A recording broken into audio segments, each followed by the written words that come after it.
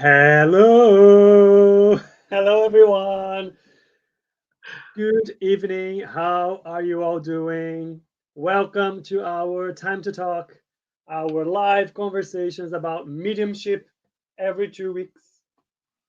I am Rafael, and I'm here with Guilherme. We are the co hosts of this program. Good evening, Guilherme. How are you doing? Good evening, Rafael. Not bad at all. Very happy to be here again. Very nice to be here. Today, we are extending our conversation under the same topic, same as last time, the development of mediumship. The question being, can I become a medium? That's the question we've been talking about for the past couple of episodes. And even before I start developing anything and I go through our usual, I just want to talk to people that are out there um, tuning into us, and I want to ask them,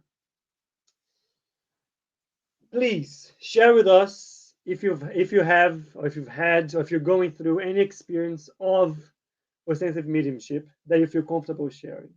Because today we want to explore further the why some people are mediums. What's the responsibility that comes with that? So please share with us. Let's make this as interactive as possible. As you type your comments, I'm going to go through the quick mention of the groups behind the initiative, our usual.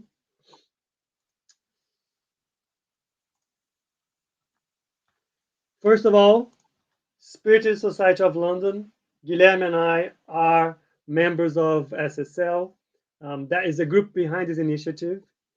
We are a study group dedicated to studying Spiritist teachings. As our two beloved broadcasters, we have BUS, British Union of Spiritist Society, which is an umbrella organization that pretty much groups as a federation of all of the Spiritist societies in the UK. And we have Kardec Radio, which is a broadcaster for Spiritist content in English for over 10 years. By the way, Kardec Radio has their own app on Apple Store, so you can easily access all of their content, and they have a ton of content. So go download the app, it's free. So, as I was saying before, our episode today is just a continuation of what we've been talking the past few weeks. I'm going to do a super recap, very quick. Um, we understood in the past conversations, mediumship is a natural occurrence. It has been present in history since humankind was present on Earth. In a sense, we are all mediums because we all have some level of sensitivity that connects us to the spirits. But not everyone is an ostensive medium, as this is a characteristic that it's given to people according to their needs or their missions. It's something that is part of your life plan when you are born. We also reflected that being an ostensive medium is not related to being evolved or enlightened. Kardec even mentions that I have so many potent mediums that did not have the moral principles as developed, let's say, and vice versa. So there isn't a connection necessarily. Um, I will repeat, if you are experiencing things that are indicating that you are an ostensive medium, like seeing, hearing, feeling things, first, please pay attention to when these things are happening, what's behind that, what are you feeling, understand that are there any other sources behind what you're feeling and going through. Don't panic. It's a natural thing. Look for an institution or a group that you trust so you can help you understand what's happening and learn how to put that to good use. We can help you out with a group. If you want to just drop us a messages, get in contact, we can help finding a local group to you that can help. Anyways, I asked you also if you have anything that would like to share, please drop your experiences, either people you know or your own experiences in the chat that you don't mind sharing so we can bring them as we talk. Now, Guilherme, to you. Well, I want to bring back our conversation around why some people are ostensive mediums. What is the need that we have, or what's the reason why we have ostensive mediums amongst us incarnate? Rafael, first I need to say that there are thousands and thousands of mediums around the globe. Sometimes we can easily identify them. Sometimes we need to pay a little bit more attention. And the reason to have all of them here on earth is because mediumship is a powerful tool to improve ourselves. Most of the time, before we reincarnate, we are part of the decision to be mediums. And we felt blessed when this opportunity is granted because mediumship is a powerful tool to fix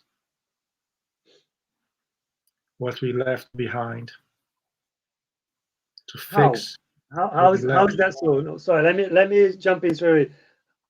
How is leadership a tool to fix these things?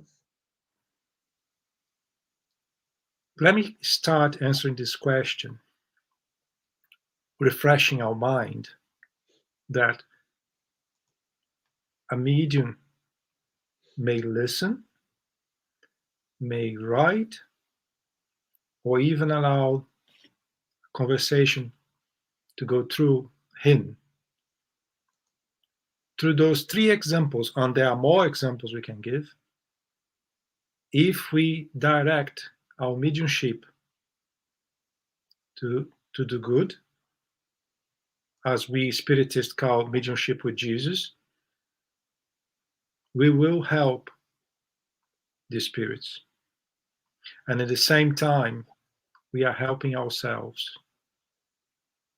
Quite often, if we pay enough attention to those spirits in need, we may prevent ourselves to do the same mistakes. Quite often, those spirits that come closer to us are those we made some bad choices in the past, or we led them to make bad choices. So, mediumship is a powerful tool to practice charity. Charity with ourselves and with them. And remember that one day when we all gone from this earth, we may not be 100% well on the other side, and we may need that kind of support from a medium, go through a mediumship meeting, have the ability to speak or send a message through someone to a loved one left behind. Charity and love. Spirit mediumship is that. If I can resume mediumship with two words, I would say charity and love, because it's one of the best possibilities we may have to practice both of them. Let me ask you a few other things. Very, very nicely said. I think the idea of mediumship as a way to, I guess, help, to put it to use in terms of being a charitable thing to do to help others, but also help yourself in your journey for your betterment is a very spot on perspective. But I'm thinking about, we were talking in the past weeks about the development of mediumship and how some people want to be a medium, and the reasons we were saying last week. What would be the reason if you want to become a medium? Think about the reason behind that and so on. Or if is there anything that's indicating that you are a sensitive medium? And I can speak a little bit about my experience and the spiritist group that I was part of in Brazil. More often than not, the mediums, the sensitive mediums, that would look for um, the support of the group or join the group, they would come through a painful moment, let's say. Um, they either be going through something that was really affecting or bothering or hurting them. And if we think about how mediumship can be a tool, as you put it very nicely, can be a tool for us to help others and to improve ourselves. Why do we so often see people that start looking for understanding and looking into their mediumship by being in a state where they're not quite feeling well, or is they're troubled? Um, why do you think that happens? And well, first of all, is that a similar experience that you have, and why do you think that happened? Well, my own experience is a bit different than what you described. Uh, I start to be part of a spiritist group since I left my mom's womb. Very young, I was part of this environment, and but I could see many times what you described: a person that comes to the group totally unbalanced. I think it's a nice word to say, unbalanced with themselves and with their own family sometimes. One thing I would like to remind everyone is that a true medium with Jesus in the Spiritism perception should put himself or herself in the position to serve those in need. And before I answer your very, very interesting question, I would like to make a comparison. When you go to a hospital, would you like to be treated by the clerk, by the janitor, or would you like to be treated by the doctor? By the doctor, please. Yes. The doctor has to be prepared. He had to study. He has to give good part of his life to serve people. And then someone may say, well, but we are paying. Yeah, but there's a lot of doctors we don't pay directly. And there's a lot of doctors like Médecins Sans Frontières. They are everywhere in the world. Where you have a war or where you have a crisis, they are there. A medium also needs to be prepared. He needs to understand himself, what he's going through. He needs to understand the mediumship mechanism so he can feel more comfortable with what he's going through and fully understand the processes involved in being a medium to help people. What I said, some people may misunderstand. I'm not in favor of a medium being part of a mediumship university for 7 years, and then it's not what I'm saying. But the minimum is required. The minimum is required for your technician to repair your car. The minimum is required to anyone to perform well in whatever they decide to do. And now coming back to your question, a lot of people comes to the Spiritist Center completely unbalanced. And they will find people to help. They will find people to give the initial guidance. People will recommend to be part of a study group, to let go some of the choices they are bringing into that scenario. I'll give just an example. For example, if you are really fond of alcohol, if you're drinking every day, every hour, it's better stop a little bit if you want to come to that equilibrium again.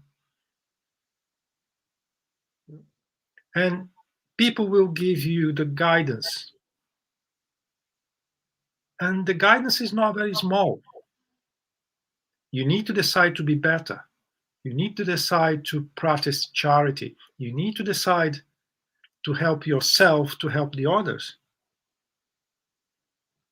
And unfortunately, a lot of people, they are not prepared to let go things from the mundane day, if I can put it this way. Quite Right. often, Go ahead. Go ahead. quite often those persons, they arrive over there, they find the equilibrium because they follow the instructions they've been given. But as soon as they become well again, they're gone. Quite often as well, 6 months later, 1 year later, they knock in the same door. Well, I'm having the problem again. Have you started to do this, and this again? Oh, yes. So, as everything in life, there's always a choice to make. And to be a serious medium, a reliable medium, we need to let go a lot of things that, don't understand me wrong, they are good. Everything that makes us bad in the picture, everything that's not very healthy for our body, quite often it's quite tasty, isn't it? But if you want to be a true, reliable medium, having the support from the benefactors, we need to make a choice. I think what you're describing is pretty much super valid for any commitment to work. Like, I think mediumship, if you see that as an opportunity for you to put some time and energy towards something good, it's work, right? You're working on that specific front. And we've been talking about our thoughts and our perispirit and our aura and the energy that we regenerate that envelops us, and how the connection that when somebody is a medium and is receiving a message or working with their mediumship, how the connection happens between a spirit and the medium through their perispirit. All of these sacrifices, that's what you were describing. All those sacrifices, those are the ones that will help you to keep your mind and your body, spiritual and physical, in a state where you can be more effective, useful in the mediumship meeting. So I think sacrifice is a good word to associate to that. I want to bring a few questions and comments that we received here. And Elsa pointed, already shared here, why people want to be a medium is a preparation for that. And in the beginning, we were recapping, we said, look, we went through and we understand that it's not something that you develop if it's not part of your plan. Let's say if you don't, you come with those skills. But in any ways, studying, education is the base. We were talking about that in our other meeting. Education is the base of everything. So studying to understand what's happening, what you're going through, how you can become better prepared to deal with that and put that to use, like Guilherme was saying, understanding how the sacrifices are part of the preparation, let's say, is super important. Before you speak, just want to bring one comment as well. that is just kind of adding up to our conversation. Nancy says, some people don't realize that being a medium brings hard work and much responsibility. And this just goes spot on what we were talking about. Go, Guilherme. Go. There was a time when I thought being a medium was a lot of sacrifice. I don't think like that anymore. It's not a sacrifice. When you do something with your heart, become pleasant, become part of your life. When you are restrained to perform your duty, you feel hollow. And with pandemic, it did happens to most of us. Yeah. So when we are young, we think it's a sacrifice. We really do. Because especially when I'm 18 years old, 20, we were talking about that today, right? Yeah. 20 years old, oh dear. Yeah. It is a sacrifice. Yeah. So I have to bring a comment here. Katie, as you were speaking, Katie wrote the same thing. She says, I believe it's worth to say that the sacrifice feels like so only at the beginning. Once we see the benefits, it's natural and pleasant. Mm-hmm. Pretty much what you were saying. Mm-hmm. Just say one thing, Rafael, before I forget. Yeah. There is a way to get prepared to be a medium.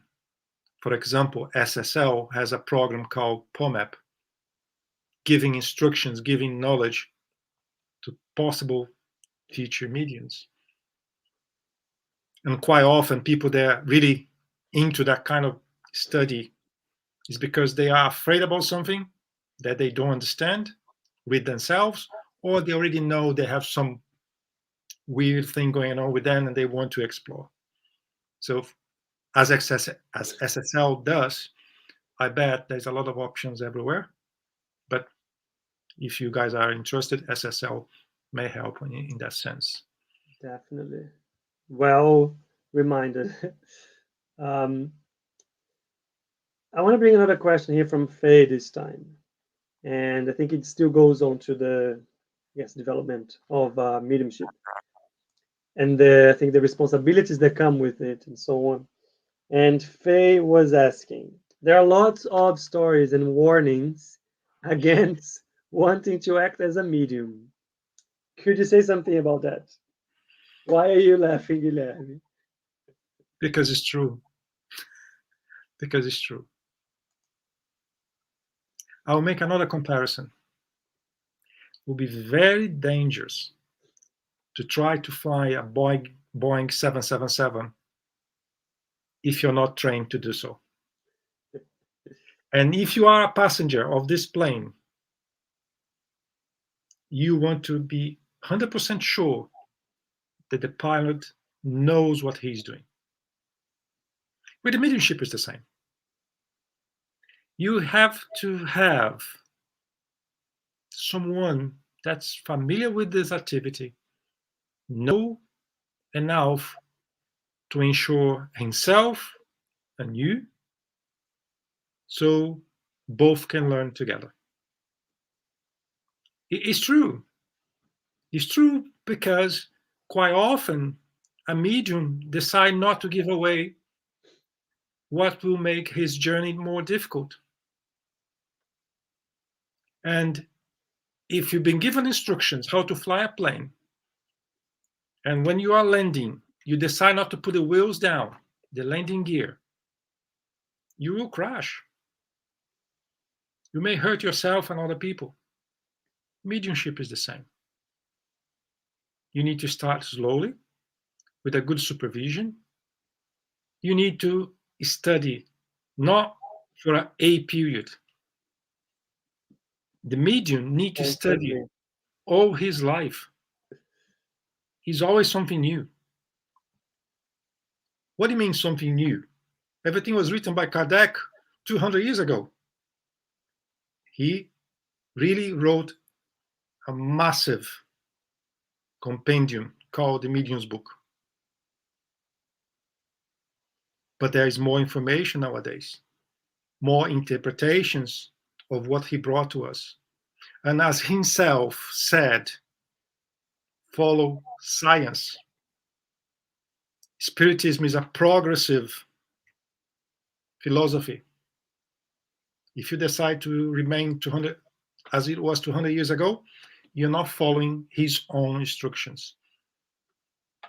And not only that, if you read the same book 3 times, I can guarantee that on the third time, you realize that something slept through your attention and the 2 previous times. So it is a constant learning process. Yeah. And I hope I have answered, Faye.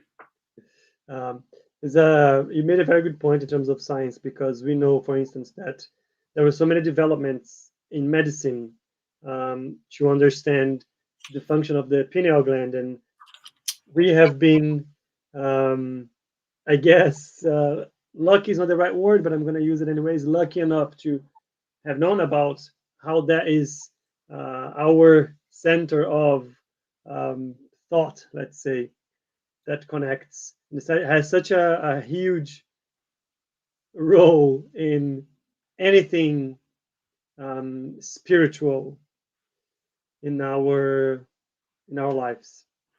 I received a message from Geraldinho that used to work with Chico Xavier. I think it was yesterday. Scientists just discovered a different type of matter, and they are considering that will change the physics as we know.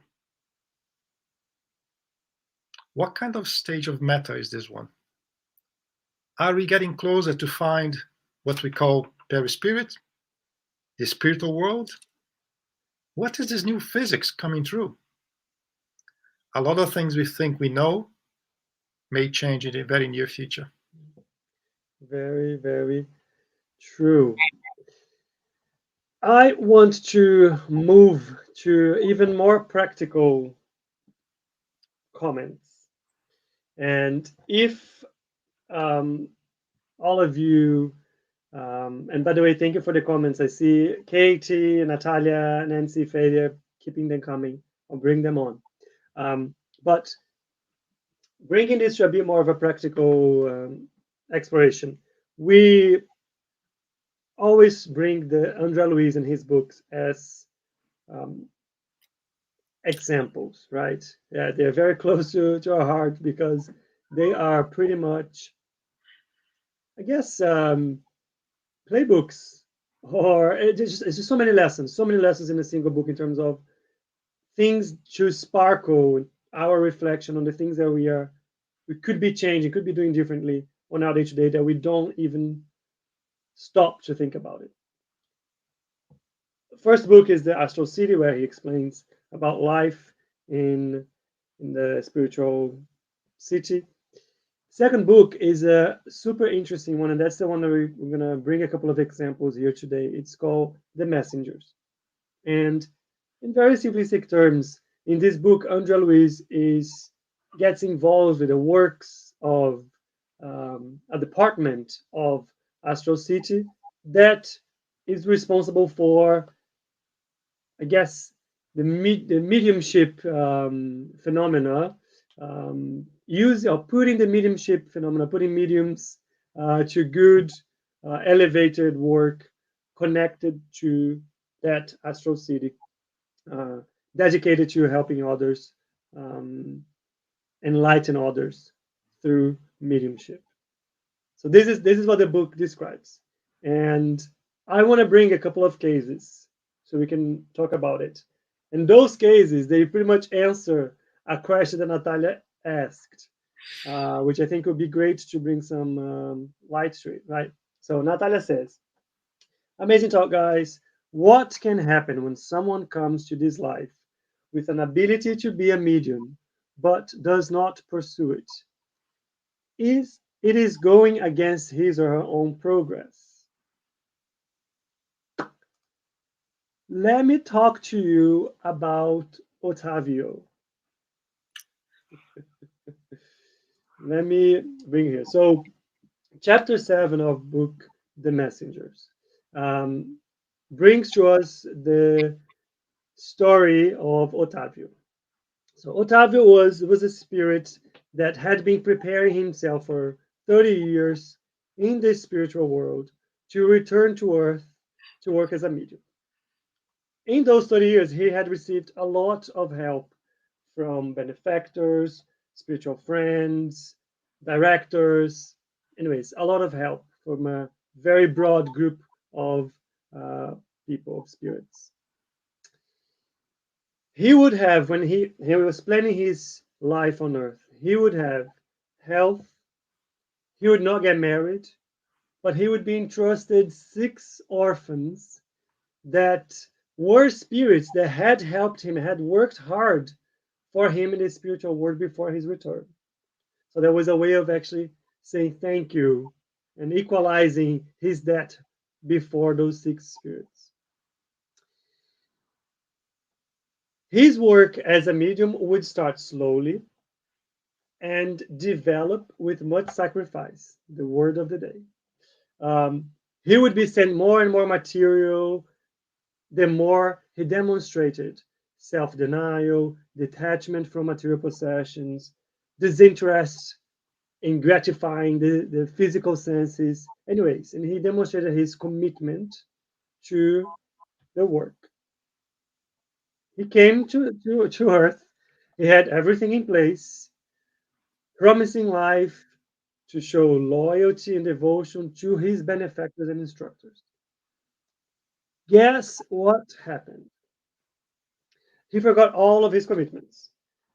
When his mediumship started to show some signs of development, and when he was introduced to a spiritist center that had very good evangelical orientations, this is, by the way, this would be the center where he could put his faculties to good use. He lacked loyalty and faith that a true worker needs. So the commitment, the sacrifice, the trust. He wasn't strong enough. He didn't have that to go on. He refused to trust his spiritual guides, could only criticize what the others around him were doing. But even though all of those things were coming through and he was pretty much not stepping to the plate, the calls, the elevated and sacred calls kept coming, continued to come, but he doubted them and interpreted them as hallucinations, didn't trust them, and so on. He looked for help outside the Spiritist faith. That ended up putting him in contact with people that did not have a true understanding about mediumship, that sent him in a path of abuse of his faculties. After some time, when his father died, in his personal life, his father died. He turned his back to back then his mother-in-law, and sorry, not in-law, his stepmother, and her kids. And then when she was taken, he abandoned the 6 little orphans that she had left behind that should have been entrusted to him. He abandoned them. He ended up marrying someone purely based on, let's say, material, lustful purposes. The wife that he married was connected, an inferior spirit in relation to his preparation, was connected to inferior spirits as well, who became his kids, who became his son, and he was tormented, living a tormented life that resulted in an early death when he was 40 years of age. Otavio's downfall.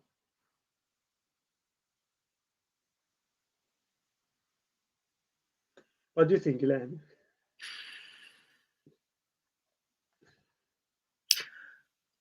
Well, let me try to be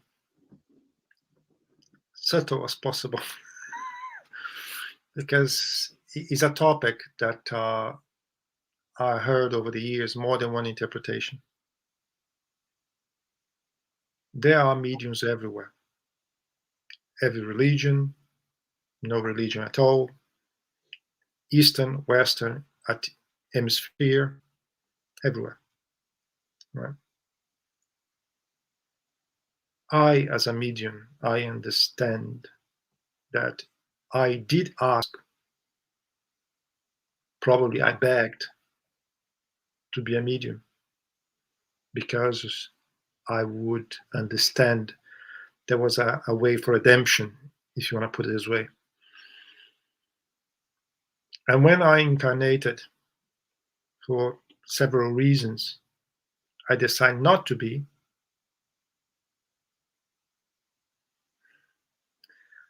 A lot of effort has been given from the benefactors, and even from myself, to be a medium. It doesn't mean that you will waste your incarnation, but you will lose a massive opportunity to move forward faster. Speaking about my wife, she advocates that a medium can use his abilities without practice ostensive mediumship.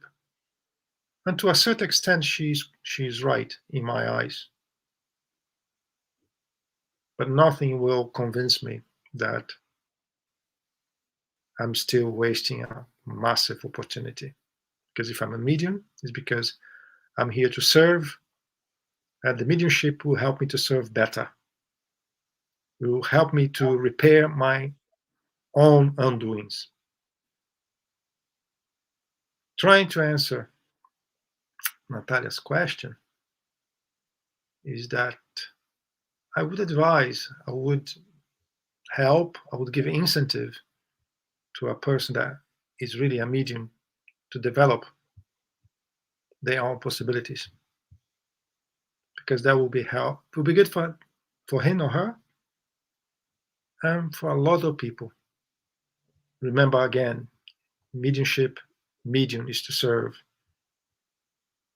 And if you decide not to be a medium, how many people you were supposed to help, to serve, and you decide not to?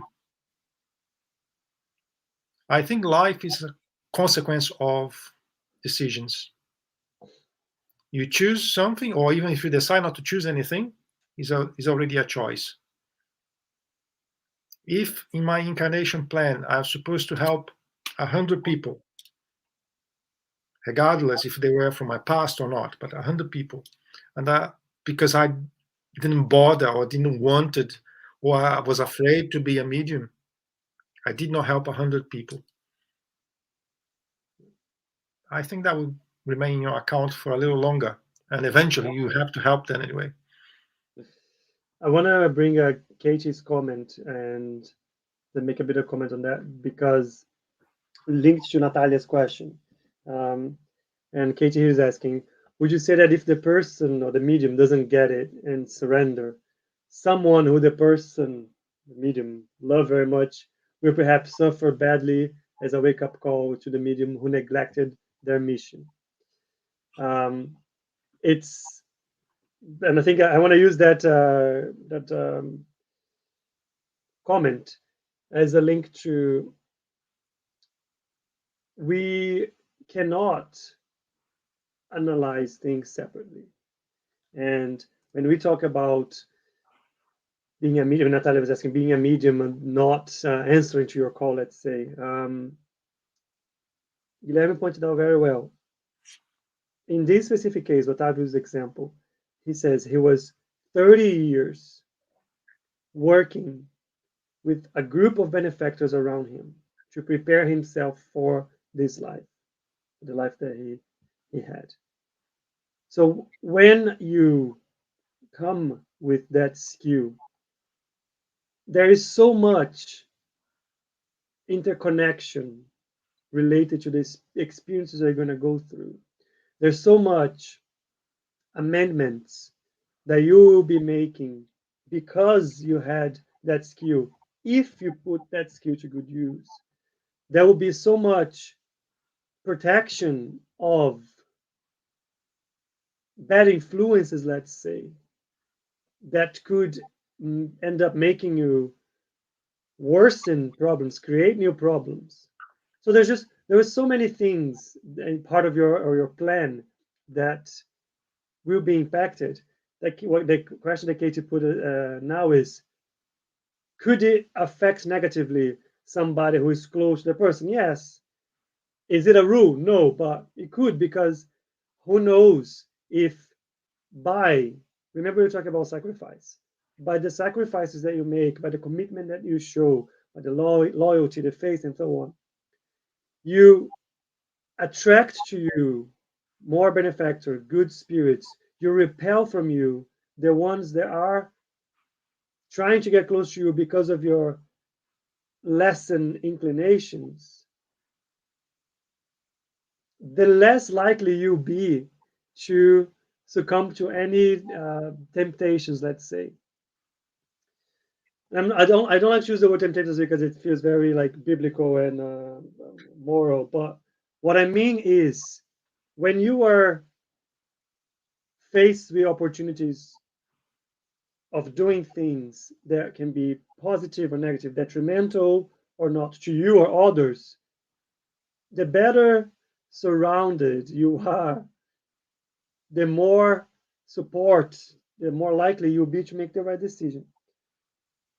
The less you are, the other way around. Well, let me just take a look at the other comments here. Can I just make an Go, example? Guilherme. Yeah, of course. Me and my wife, we are living peacefully in London. I just had a job offer. I may work in Brazil, in US, or in Germany. If I decide to go to any of those countries, my life will change. Can be better over there or can be worse. So every decision we make, there's a plus and minus.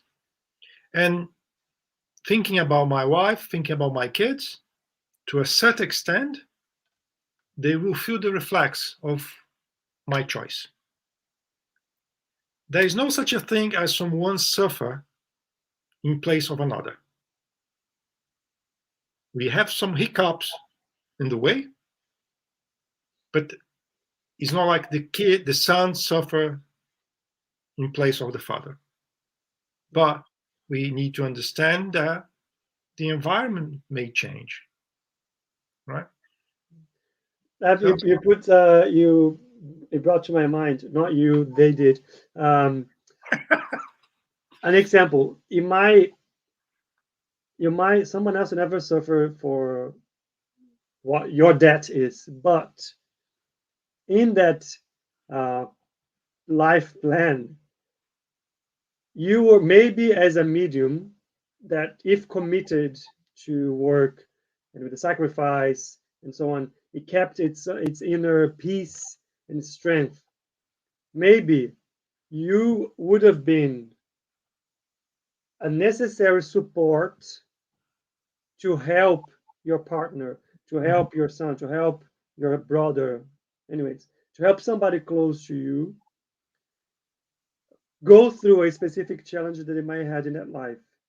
And because, I mean, again, this is not like a math, it's not a science, right? But because you didn't prepare yourself to be the help when needed, you might lose that opportunity.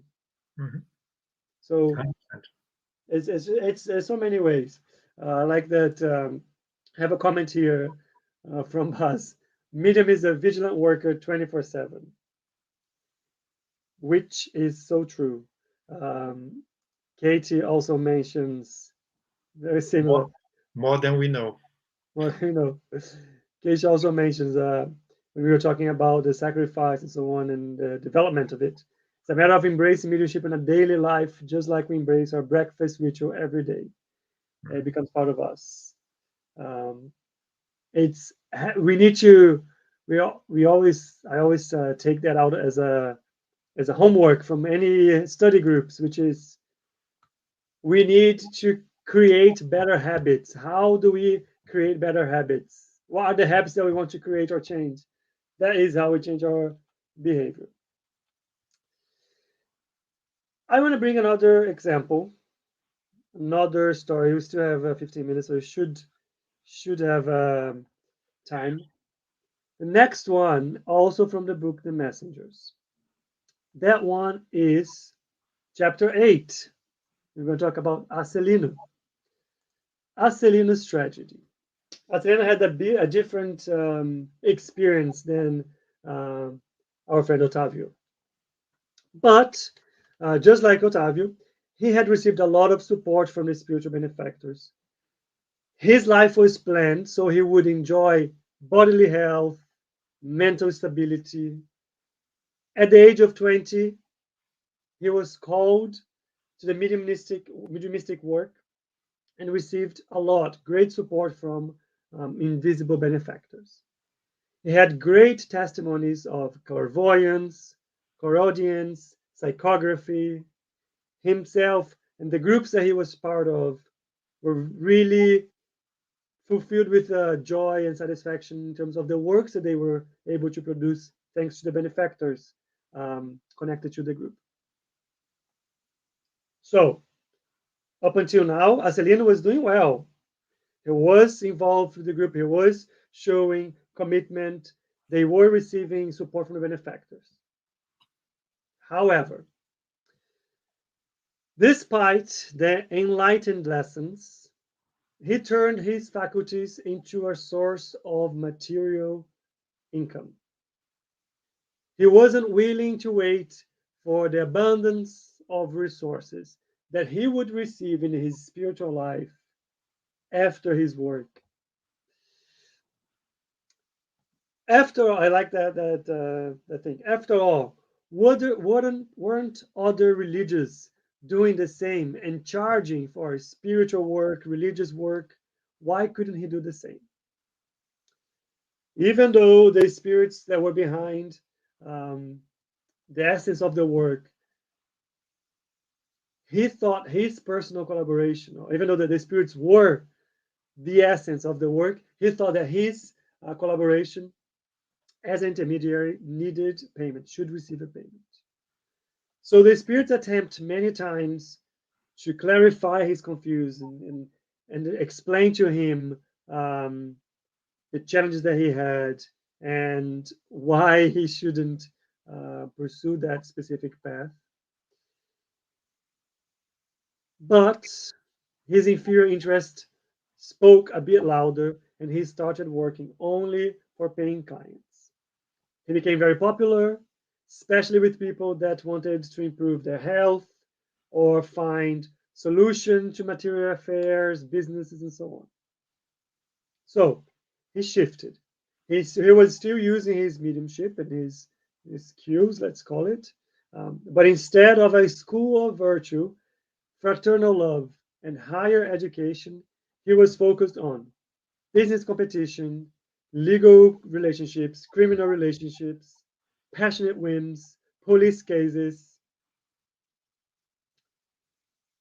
So the nature of his spiritual encircling changed completely. He found himself enveloped in the inferior mental currents of his troubled clients. When death came, the dark troop of criminal clients who had preceded him and he had helped surround him, demanding suggestions, guidance of a lower nature in terms of their material lives that they didn't even have anymore because they already passed. So when he is describing his experience and his remorse, he says, I had no desire to hurt anyone. However, I was meant to serve God and help brothers and sisters to achieve spiritual growth. That was his plan. But instead, he only made addicts of religious beliefs and occult delinquents mutilated in their faith and their thoughts. I think this is a sobering case because it gives us very clearly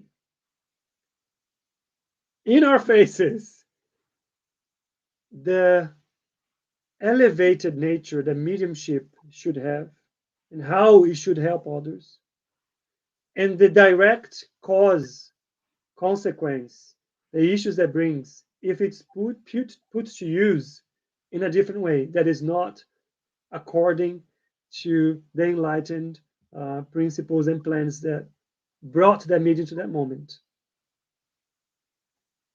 So I'll go back to Faye's question and comment, right?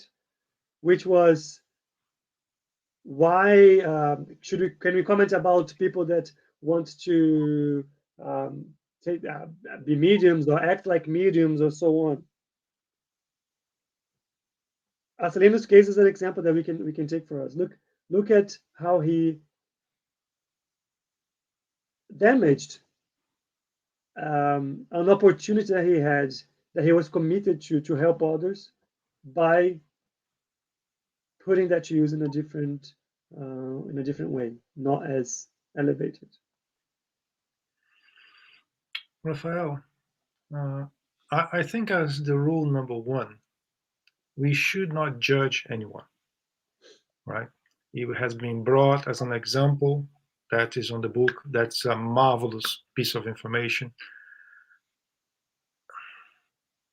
But we all have different degrees of responsibilities and consequences. I cannot see myself making a penny with mediumship, to the point I think I mentioned here before. Even I paid to go to learn about Reiki and everything like that, and on the end I said, "This is mediumship, not for me." Uh, there's a difference between someone that have the spiritism knowledge and someone that doesn't. If someone has been in the spiritism environment, learned what we practice, how we practice, and decide to go away from what we practice, like the example you gave, he knows. He has been familiar for years with the good practice, as we call good practice. He knows the consequences. And now get a medium from the other side of the world, never heard about spiritism, never heard about Kardec, never heard about anything. He just practiced what he doesn't even know what is in reality. But he hears some voices, he just give the voices and he charge for it, and he do not know. And I'll make a comparison. The Aborigines in my home country, they were carnivores. I forgot the word, but they used to eat human beings, right? Cannibals. Cannibals, yes. Thank you. But they didn't know better than that. To them was just, I just kill the tribe, I'll get his heart, I'll be more powerful, and that's it. I'll live longer. He didn't know better than that. But if any of us here today decide to do the same, we know a lot more than they did back then. So our responsibility is different. I would say that is also a choice. You can practice your mediumship in so many different ways. If you do have access to a different kind of knowledge, grab it with your heart. It would be better for you. But the consequences are there, right? True. If you True. give an information, Yeah. perhaps that person is still waiting for you on the other side, wanting more information, as the example you gave. So I cannot say that will happen or not, but Yeah. and unfairness to the example you said, I saw already spiritists creating a kind of environment where there was no money involved, there was no material things involved, but was creating a kind of environment that a lot of people became dependent. Should I apply for the university? Should I buy the car? Should I move city? Should you know? There was no money involved, but Yeah. it's also creating the same kind of atmosphere. So the medium need to be very careful how to use his mediumship. That's what I would say as an advice. Let me bring a comment from Elsa here. When committed as a mediumship worker, serving our duties in our mediumship meeting, we give up a Christmas carol ticket in order to fulfill our duty. Example that happens to her. Um, Guilherme, you mentioned something before we close because we are I have 5 minutes.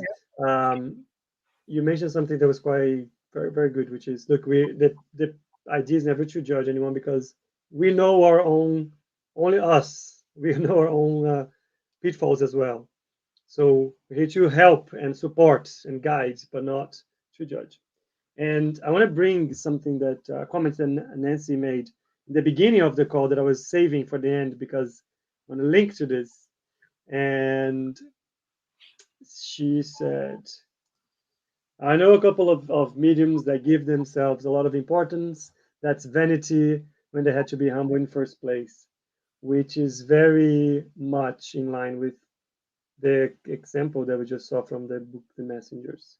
Um, but I want to bring a couple of quotes from the book just to kind of guide our conclusion or closure of today. First, it's from chapter 6, the one before these two.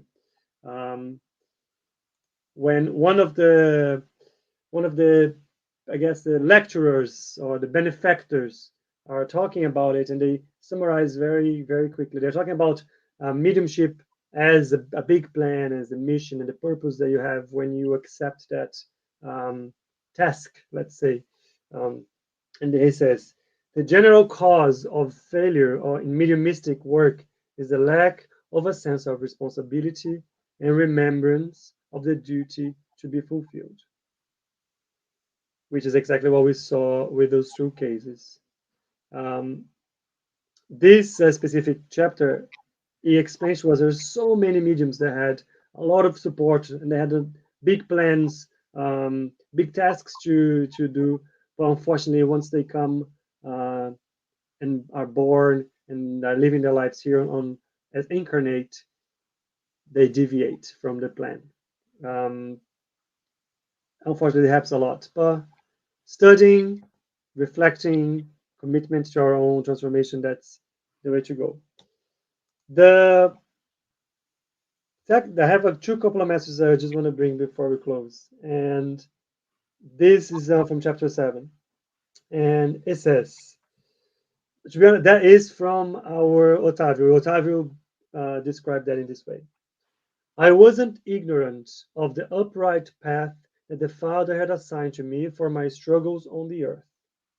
I had generous friends from the higher planes, and they made themselves visible to me. I received messages full of love and wisdom, yet I fell slave to imprudence and vanity, which is the exact comments that Nancy brought to us um, before.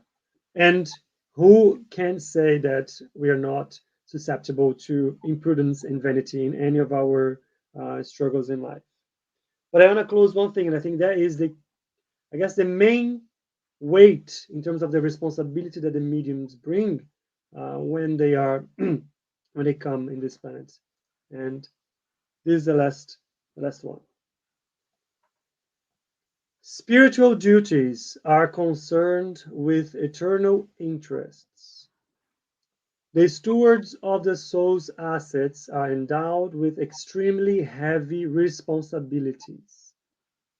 The studious, the believers, the sympathizers in the arena of faith can allege ignorance and inhibition. However, clergy have no excuse. The same applies to the mediums.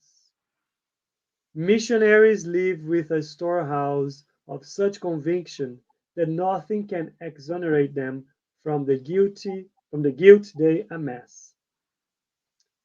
This one is, I'm going to leave this as a reflection because, again, if we think that we want to develop mediumship, we want to become mediums, let's reflect on the responsibility that comes with that. Because if you have that, there's no denial, there's no doubt, there's no question of the spiritual life, of anything. And with that comes the responsibility of helping others to live their lives based on those principles. That was it. Um, Today was great. Again, a lot of comments. Thank you so much. Thank you, Katie. Thank you, Elsa. Thank you, Tibor. Thank you, Charlize, Natalia, Faye, Nancy, Pericles. I'm trying to say all the other names. If I missed your name, I'm sorry. We But missed thank you so Bruce much. today. Go ahead, Guilherme. We missed Bruce. We missed Bruce today. We'll let him off the hook. Again, thank you so much. Hope to see you in a couple of weeks. That is bye from me, and that's bye from Guilherme. Thank you very much to everyone. That was a pleasure. Ciao.